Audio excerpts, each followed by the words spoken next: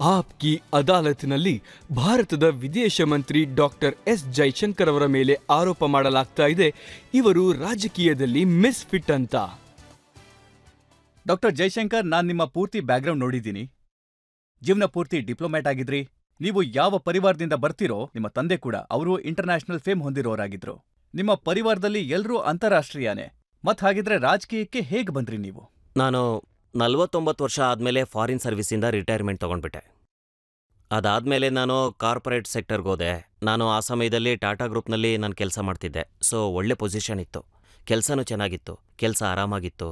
ಮತ್ತು ಅದಾದಮೇಲೆ ಇದ್ದಕ್ಕಿದ್ದ ಹಾಗೆ ಒಂದಿನ ಚುನಾವಣೆ ಆದಮೇಲೆ 19ರ ಚುನಾವಣೆ ಆದಮೇಲೆ ನೀವು ಬಂದು ಪ್ರಧಾನಮಂತ್ರಿಗಳನ್ನ ಭೇಟಿ ಮಾಡಬೇಕು ಅಂತ ಹೇಳಿದ್ರು. ಮತ್ತು ಅವ್ರು ಏನು ಹೇಳಿದ್ರು ಅಂದರೆ, ನೀವು ಕ್ಯಾಬಿನೆಟ್ಗೆ ಜಾಯ್ನ್ ಆಗಿ ಅಂತ ಹೇಳಿದ್ರು. ಅಲ್ಲಿ ತನಕ ನನಗೆ ಅಂದರೆ ಒಂದು ಕ್ಷಣಕ್ಕೂ ನನ್ನ ಮನಸ್ಸಲ್ಲಿರಲಿಲ್ಲ ನಾನು ಪಾಲಿಟಿಕ್ಸಿಗೆ ಬರಬೇಕು ಅಂತ. ನನ್ನ ಪರಿವಾರದಲ್ಲೂ ಯಾರೂ ಪಾಲಿಟಿಕ್ಸ್ನಲ್ಲಿಲ್ಲ.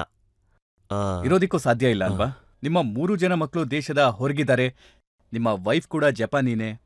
ಆದರೆ ಇಂಡಿಯನ್ ನ್ಯಾಷನಲ್ ಅವರು.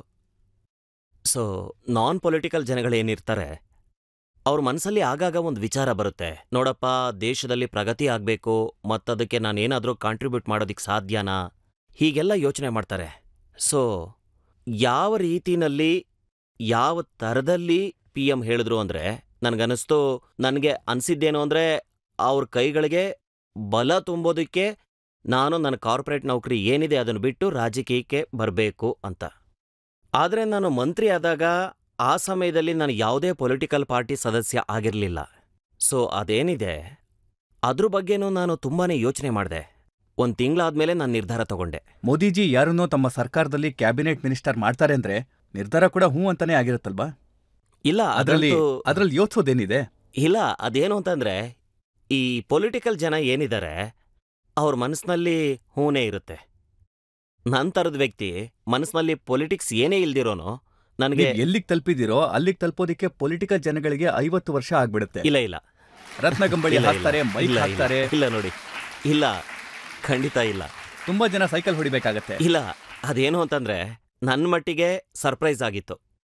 ಈಗ ಒಬ್ಬ ವ್ಯಕ್ತಿನ ನೀವು ಇದ್ದಕ್ಕಿದ್ದಂಗೆ ಏನೋ ಕೇಳ್ಬಿಡ್ತೀರಾ, ಅವನ ಮಟ್ಟಿಗೆ ಅದು ಸರ್ಪ್ರೈಸೇ. ಸೊ ಸ್ವಲ್ಪ ಆದರೂ ಸಮಯ ಬೇಕಾಗತ್ತಲ್ವಾ?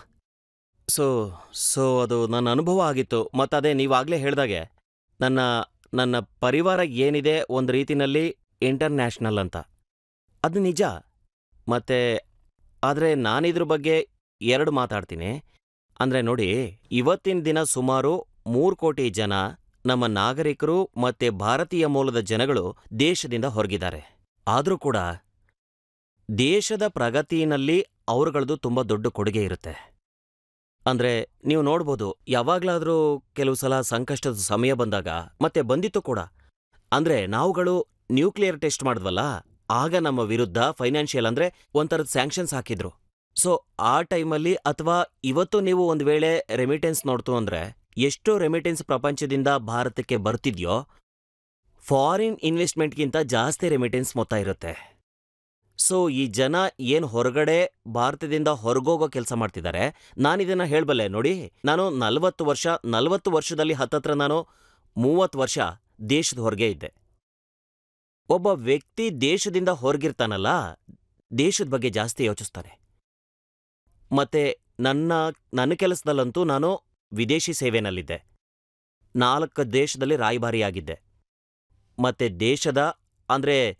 ದೇಶದ ಸೇವೆಯಲ್ಲಿ ದೇಶದ ಪ್ರತಿನಿಧಿ ಯಾರಿರ್ತಾರೆ, ಸೊ ಆ ಸಮಯದಲ್ಲಿ ದೇಶದ ಬಗ್ಗೆ ಹೆಮ್ಮೆ ಜಾಸ್ತಿನೇ ಇರುತ್ತೆ. ಸೊ ನಾನು ಏನು ಹೇಳ್ತೀನಿ, ನಾವುಗಳೆಲ್ಲರೂ ದೇಶನ ರೆಪ್ರೆಸೆಂಟ್ ಮಾಡ್ತೀವಿ. ನಾವೇನಿದ್ದೀವಿ ನಾವು ಸೂಪರ್ ನ್ಯಾಷನಲಿಸ್ಟಿಕ್ ಆಗಿರ್ತೀವಿ. ಯಾಕೆಂದ್ರೆ ನಮ್ಮ ಪಾಲ್ಗೆ ನ್ಯಾಷನಲಿಸಮ್ ಏನಿದೆ ಅದು ಯಾವುದೋ ಭಾಷಣದ ವಿಷಯ ಅಲ್ಲ, ನಮ್ಮ ಮಟ್ಟಿಗೆ ಅದು ದಿನನಿತ್ಯದ ವಿಷಯ.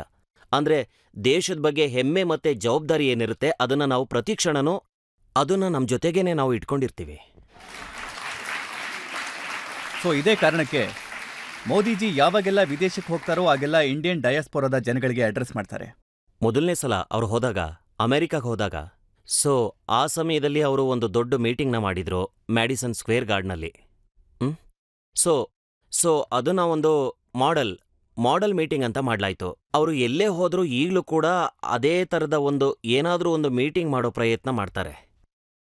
ಆ ಟೈಮಲ್ಲಿ ಅವ್ರಿಗೆ ಏನನ್ನಿಸ್ತು ಅಂದ್ರೆ, ಇದರಲ್ಲಿ ಒಂದು ನಮ್ಮ ಸಮುದಾಯ ಏನಿದೆ, ಅವ್ರಿಗೆ ಏನನ್ನಿಸ್ಬೇಕು ಅಂದ್ರೆ, ಭಾರತ ಏನಿದೆ, ಅವರೆಲ್ಲರೂ ಏನಂದ್ರು ಅಂದ್ರೆ, ಭಾರತದ ಜತೆ ನಮ್ಮ ಸಂಬಂಧ ಏನಿದೆಯಲ್ಲ, ಅದು ಕೇವಲ ಪಾಸ್ಪೋರ್ಟಿನ ಸಂಬಂಧ ಅಲ್ಲ, ರಕ್ತದ ಸಂಬಂಧ ಅಂತ. ಮತ್ತೆ ಒಂದ್ ರೀತಿಲಿ ಅವರುಗಳು ಒಂದು ಎಮೋಷನಲ್ ಬಾಂಡಿಂಗ್ ಬೆಳೆಸ್ಕೊಂಡಿದ್ದಾರೆ. ಸೊ ಈ 3 ಕೋಟಿ ಜನ ಭಾರತೀಯರು ಅಥವಾ ಭಾರತ ಮೂಲದ ಜನ ಏನಿದ್ದಾರೆ, ಅವ್ರಿಗನ್ಸುತ್ತೆ, ನೋಡ್ರಪ್ಪ, ನಮ್ಮ ದೇಶ ಏನಿದೆ ಅದು ನಮ್ಮನ್ನ ಮರ್ತಿಲ್ಲ. ಯಾವತ್ತೂ ನಮ್ಮ ದೇಶದಲ್ಲಿ ನಮ್ಗೆ ಬೆಲೆ ಇದೆ, ನಮ್ಮನ್ನ ಗೌರವದಿಂದ ನೋಡ್ತಾರೆ, ನಮ್ಮೇಲೆ ಅಭಿಮಾನ ಇಟ್ಕೊಂಡಿದ್ದಾರೆ. ಸೊ ನಾನು ಏನ್ ಹೇಳ್ತೀನಿ ಅಂದ್ರೆ, ಇದು ತುಂಬಾ ಒಳ್ಳೆ ವಿಷಯ. ಮತ್ತೆ ನನ್ನ ಮಟ್ಟಿಗೆ ನೀವೇನಾದ್ರೂ ರಾಷ್ಟ್ರದ ಹಿತದ ದೃಷ್ಟಿಕೋನದಿಂದ ನೋಡಿದ್ರೆ ಇದು ಒಳ್ಳೆ ವಿಷಯನೇ. ಆದ್ರೆ ನಾನ್ ನೋಡ್ತಾ ಇದ್ದೀನಿ, ನೀವು ನಿಧಾನವಾಗಿ ರಾಜಕೀಯದ ತಂತ್ರನೂ ಕಲಿತಾ ಇದ್ದೀರಾ. ನೀವು ನೋಡ್ತಾ ಇದ್ದೀರಾ, ಇತ್ತೀಚೆಗೆ ಬಜರಂಗ ಬಲಿ ಮಾತು ಹೆಚ್ಚಾಗ್ತಾ ಇದೆ.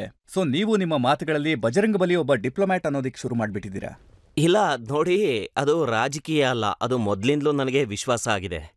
ಅಂದ್ರೆ ನಮ್ಮ ಇತಿಹಾಸ ಮತ್ತೆ ನಮ್ಮ ಪರಂಪರೆನ ಅರ್ಥ ಮಾಡ್ಕೊಳ್ಳೋದ್ರಲ್ಲಿ ಮತ್ತೆ ಪ್ರಪಂಚದ ಮುಂದೆ ಅದನ್ನ ಪ್ರಸ್ತುತಪಡಿಸೋದ್ರಲ್ಲಿ ನನಗೆ ಯಾವಾಗ್ಲೂ ಇಂಟ್ರೆಸ್ಟ್ ಇದ್ದೇ ಇತ್ತು. ಅಂದ್ರೆ ನಾನು ರಾಜತಂತ್ರದ ಬಗ್ಗೆ ನಾನೊಂದು ಪುಸ್ತಕ ಬರೆದಿದ್ದೀನಿ. ಅದರಲ್ಲಿ ನಾನು ಶ್ರೀಕೃಷ್ಣ ಏನಿದ್ದಾರೆ, ಅವ್ರದ್ದು ರಾಜತಂತ್ರದ ಜೊತೆಗೆ ಏನ್ ಸಂಬಂಧ ಇತ್ತು, ಅವ್ರ ಯೋಗದಾನ ಏನಿತ್ತು, ಮಹಾಭಾರತದಲ್ಲಿ ಅವರ ಮಹತ್ವ ಏನಿತ್ತು, ಅದನ್ನ ನಾವು ಪ್ರಪಂಚದ ಮುಂದೆ ಇಡಬೇಕು. ಯಾಕೆ ಅಂದ್ರೆ ಈಗಲೂ ತುಂಬಾ ಜನಗಳಿಗೆ ಇದ್ರ ಪರಿಚಯನೇ ಇಲ್ಲ. ಅಂದ್ರೆ ಭಗವಾನ್ ಕೃಷ್ಣ ಡಿಪ್ಲೊಮ್ಯಾಟ್ ಆಗಿದ್ರು, ಮತ್ತೆ ಹನುಮಂತ ಅವರು ಡಿಪ್ಲೊಮ್ಯಾಟೇ. ಅವರು ಶ್ರೀಲಂಕಾಗೆ ಹೋದ್ರು. ಅವ್ರಿಗೆ ಒಂದು ಮಿಷನ್ ಕೊಡ್ಲಾಗಿತ್ತು. ಮಿಷನ್ಗಿಂತ ಜಾಸ್ತಿನೇ ಸಾಧಿಸಿದ್ರು ಅವರು. ಸೀತಾಮಾತೆನ ಹುಡುಕಿದ್ರು, ಅವ್ರ ಜೊತೆ ಕಮ್ಯುನಿಕೇಟ್ ಮಾಡ್ತಾ ಇದ್ರು. ರಾವಣನ ಊರಿಗೆ ಬೆಂಕಿನೂ ಹಾಕಿದ್ರು ಅವರು. ಈಗ ಈ ಡಿಪ್ಲೊಮೆಸಿ ಬಾಲ್ದಲ್ಲಿ ಬೆಂಕಿ ಹಾಕಿ ಲಂಕಾನ ಸುಟ್ಬಿಟ್ರು. ಸೊ ಇದು ಏನಿದೆ, ನನಗನ್ಸುತ್ತೆ ಇತ್ತೀಚೆಗೆ ನಾವು ಎಕನಾಮಿಕ್ಸ್ಗೆ ಪ್ರಾಮುಖ್ಯತೆ ಕೊಡ್ತಿದ್ದೀವಿ, ಪಾಲಿಟಿಕ್ಸು ಕೊಡ್ತಿದ್ದೀವಿ, ಮತ್ತು ಕೊಡ್ಲೇಬೇಕು. ಆದರೆ ಅವಾಗವಾಗ ಕಲ್ಚರ್ಗೂ ಕೊಡಬೇಕು.